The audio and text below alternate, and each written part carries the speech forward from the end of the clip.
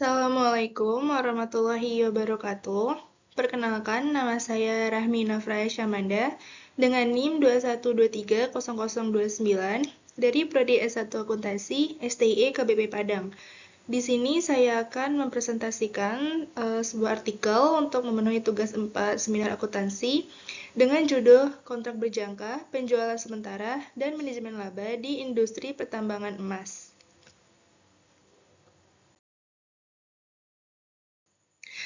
Yang pertama ada pembahasan teori. Studi ini membahas tentang pengaruh kontrak berjangka futures terhadap manajemen laba dalam industri pertambangan emas global. Penelitian ini mengkaji bagaimana kontrak berjangka mempengaruhi aktivitas operasional perusahaan tambang emas dan bagaimana manajer mengelola laba untuk menyesuaikan kinerja perusahaan dengan kondisi pasar.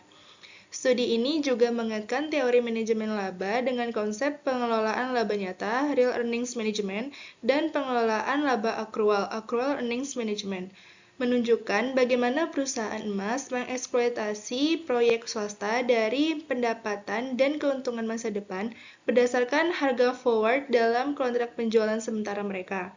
Ini melengkapi penelitian terbaru yang menunjukkan bahwa manajemen laba meresap dan memiliki sifat khusus industri.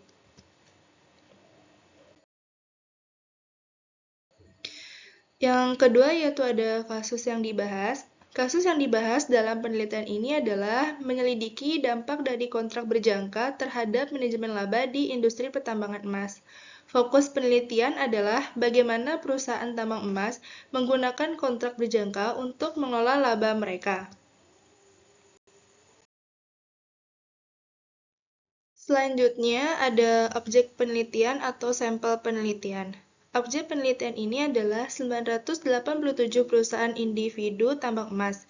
Studi ini menggabungkan data triwulan dari database Compustat Amerika Utara dan Compustat Global, di mana menganalisis data triwulanan yang tersedia dari Q1 2003 hingga Q4 2019 untuk perusahaan yang termaksud dalam kode klasifikasi Industri Standar SIC 1040 biji emas dan perak. Lalu ada teknik analisis data.